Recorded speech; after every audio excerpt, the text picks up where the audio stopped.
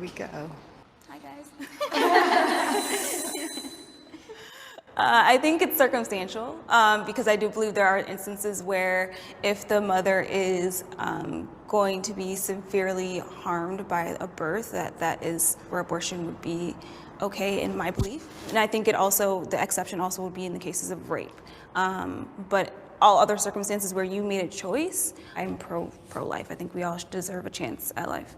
So I definitely second that. I agree with that statement, but I feel like the heavy restrictions that are placed on it by our government, just dictating what we can do with our bodies, is really infuriating. And then seeing people who have kids and resent it for the rest of their lives and raising children that they never wanted, it's frustrating. And so do you think that those parents that are struggling with raising their children, that they didn't have the option for adoption or other ways? It depends. Like for a lot of cultures, adoption is not okay. So they would not be able to do that.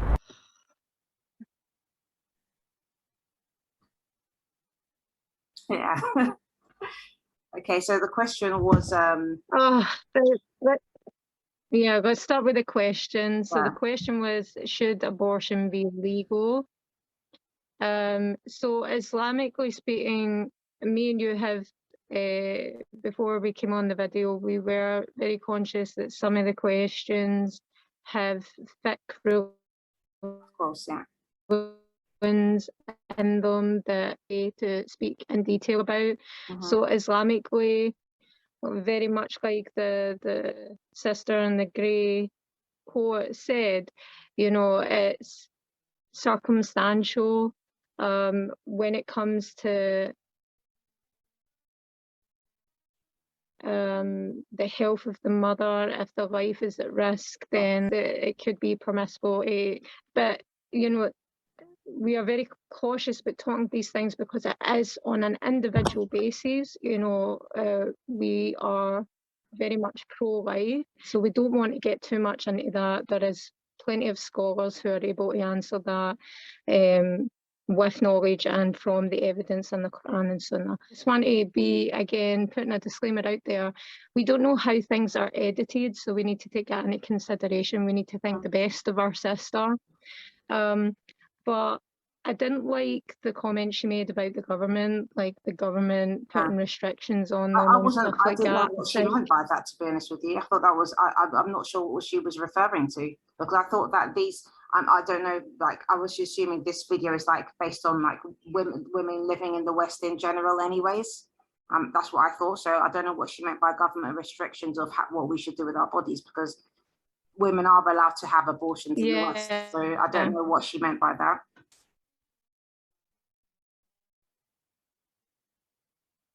I think it was the possibility of the government saying otherwise and then having a power over them that they don't have over themselves. I think that is just what I'm getting from what she's saying. At the end of the day, for us as Muslims, we should be looking at the Quran and Sunnah first in these circumstances, and we wouldn't just be permitted to have an abortion. I mean, us ourselves shouldn't be content with that, unless it's for the circumstances that were mentioned before.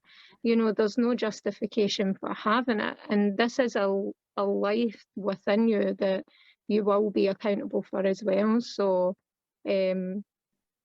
I mean, I think there needs to be recognition for that if we're separating the cases. Definitely, and I think another issue that needs to be raised here as well is, there's for the reasons which may not be legitimate, can still be, they could have come from an illegitimate situation or a legitimate situation. So, for example, in the West, there's women who they're having relationships outside of marriage, and when they do end up pregnant, because they feel it doesn't suit them to be pregnant or to have a child, they decide they want to have an abortion. And then you also have women who are married and they get pregnant and they decide they want to have an abortion, because they feel maybe, financially their couple is not stable, whatever reasons it may be. But and that's even a bigger of a problem, because this is another way that men's rights are being completely violated, because if you make the abortions in that situation legal, the man doesn't have any say because, oh, it's the woman's body, she's the one that's carrying the baby. But who gave her the baby? Their relationship, they're married. You know, the woman who has a child, for a man, you would expect that the man is going to take responsibility for that child. But then on the flip side, the woman who decides that she just doesn't want to have a kid, the man's got no say in it. But that's his child. So this is something that you mentioned, the red pill before. One of the things that the men are saying now is that they're saying if it's a woman's choice to choose whether she gives birth to a child or not, and the man doesn't have any say in it, then surely a man who didn't want a child, if a woman decides that she's going to have the child, then why should the man take responsibility? That's what's happening now. Because in the US, this is quite a big problem where I didn't know this, but apparently a woman can have a baby and any man that she chooses to write on the birth certificate, he has to automatically pay the child maintenance, even if he's not actually the father, because his name is there, he's liable to pay that. Wait. Surely he has to put. Sorry, say that again. The connection just broke a little bit there. Say that again. Sorry. I'm saying surely he has to put his name on the birth certificate, though. It's not just something she can do. Apparently not. Apparently not. I don't know. There's this actual show called Paternity Courts. Okay, and this is something that the men have been talking about because it's actually a real thing in America. Yeah. And it's happening. It happens to a lot of guys where a woman, she'll put the man's name on the birth certificate, and as long as his name is there, he has to be responsible. And sometimes it's not his kid. It could be that they was married and maybe she, you know, had an illegitimate relationship and the man knows about it. He knows that it's been proved by DNA, for example, that it's not his child. But if his name's there, he still has to pay. So, and that's happened quite a lot. Is all this? How complicated does all this sound, though? Like, how complicated and disturbing does all this sound?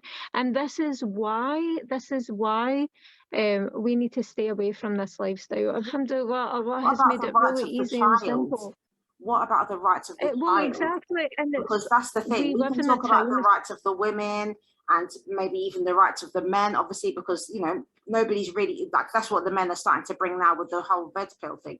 What about the rights of the child? When human beings, adults, have decided to become, you know, irresponsible to beyond any bounds, really, because that's everything's about themselves. The next generation, who is caring for them? Who is looking after them? Who's thinking about their futures? Who is doing that? Yeah. It does have a ripple effect, and this is why everything we do is important. And this is why everything we do can impact someone else. You know, this whole, I can do what I want because it doesn't harm anyone else is a farce. It's not true, actually, because what you choose to do as an individual will have a ripple effect on someone else. And this is why we take the rights of ourselves as well as the rights of other people into consideration. You know, and alhamdulillah, this is why Islam is a lifestyle. It is a life system. Islam is a well-oiled machine. Exactly. Every person, every individual has a place and a position and a role, and that role is important for the whole machine to work and run smoothly. Exactly. So there can't be a flaw anywhere, you know, where there are prevention methods if you, for whatever reason, don't want to have kids. But I mean, even saying that sounds so wrong, subhanAllah, but really need to look into the details, the grim details of what things like abortion entails. Fortunately, in some of the places that I know and have lived, there are many young women who have said they have experienced that, and I know some who have experienced it more than once. Yeah, subhanAllah. You know, they're not Muslim. So, I mean, it's such a shame, and, you know, and it has affected them. It has had a negative effect on their mental health as well, and some even their physical health. So it's not something that should be taken so lightly. When you have so-called, what they call so-called freedom, okay, because your freedom has taken over any form of common sense. And I say common sense very broadly, okay, because it's not common, right? We just call it common sense, but it ain't common. And on top of that, you know, you, especially as Muslims, because I know Muslim sisters who've had abortions because of these same reasons that we would see women in the West having abortions, because they're not in legitimate, you know, they're not in marriages. I know of Muslim girls who have done that. SubhanAllah, Billah. This is happening in our Muslim communities. This is something that is actually happening. So that's why, for me, it's important to talk about these issues, because we cannot sit down as a community and continue to sit down, Quran in our hand, eyes is closed. It's a system, it's a way of life. We cannot see that. You cannot go around with your eyes closed thinking that, you know, your children are just going out to school and mixing with this body and that body and everything's la-di-da and lovely. That's not how life is. We need to touch on the cultural issues as well. When you have parents that have come from other cultures, maybe your parents are they're their first generation in Western countries, and and then they give birth to children who are being born and raised in those Western countries. There is a what do you call it? It's there's a clash there, and a lot of parents, they're not picking up on that. A lot of Muslim parents who are coming from these other backgrounds, a lot of them, I see that they don't even take time to try to understand what their children are saying. When they say certain things, what do they mean? There's, you know, they're going to have a different way of thinking. I think the thing is, though, to pass on to your children reliance and refuge in Allah is for you to show and display that you're doing that yourself. Exactly. You know, so that when any issue that comes across in your family, and we all have certain issues that happens, you know, life is a test. What are you doing in those moments? Are you overreacting? Are you blah, blah, blah? Or are you going to the Quran? Are you going to the Sunnah? Are you looking at answers from a scholar? Are you speaking about, when you do get those answers, are you speaking about the wisdom behind them, why they're important for us? And you know, when it comes to the kids, we need to show and inspire through what we do. Exactly. You know, so we need to show them that we are going back to the religion. We need to show them and teach them the wisdom behind it. Sometimes we as parents, we have a habit of saying, don't do this because we said so, don't do this because it's haram, but then we have no further conversations on it. And although they should listen to us because they're our children, we have to give them understanding. We have to help them understand why. We just assume because we know that they'll know, and that's crazy. It's crazy. We had to be nurtured, we had to be raised. So that's what we need to do for our kids. We need to talk to them, tell them why this is haram. It's haram because, you know, it has an impact on you physically. It has an impact on you spiritually, on you mentally. And we need to show them that actually when we do follow the Quran and Sunnah, that we feel good, that it's better for us than anything that any temporary desire and happiness can give us. You know, it's with experience and the passion and reliance that we show, going back to our deen, that we need to pass on to our kids. And that is just not happening anymore because of, again, when we stray from the Quran and Sunnah and the lifestyle and the system, complications happen. It has a ripple effect on the family and then on the neighbourhood and then on the community. And that's kind of what we're seeing now. So we need to kind of go back.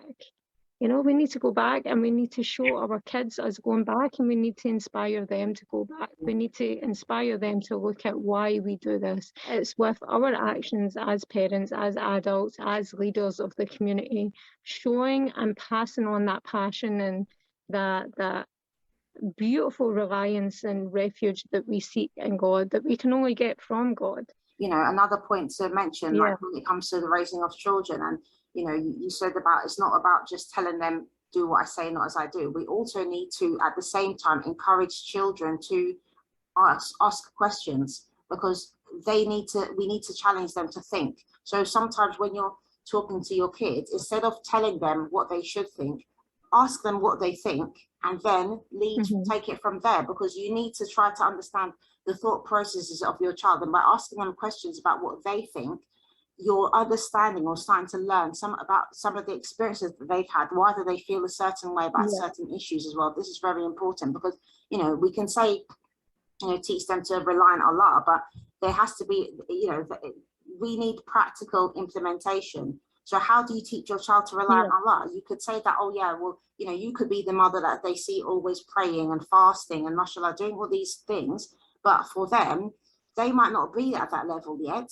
They're unlikely to be at that level yet, where they feel that I want to do fasting and praying. And let's get real, like for most children, copying their parents, when they get to certain age, especially teenage years, copying your parents is not fashionable.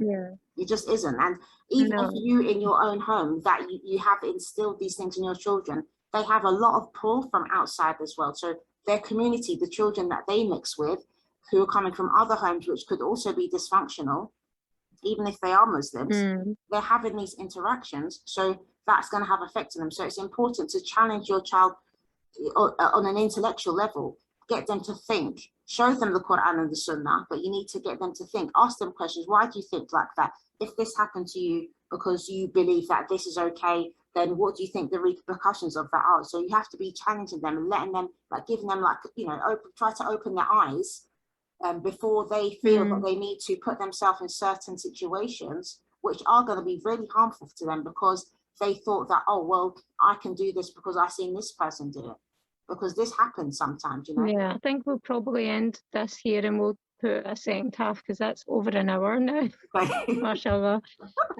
But I would like to just, and I'll probably point this out in the other video as well, when it comes to things like this, it is about the fiqh rulings. And although me and you have a certain amount of knowledge, we both advise anyone to go to scholars of knowledge, to go back to the sources and the evidences, because we are both human. We are both human. We have the ability to make mistakes, and yeah, some people will just hear that mistake, take it and run with it and use that as justification for doing whatever they want to do.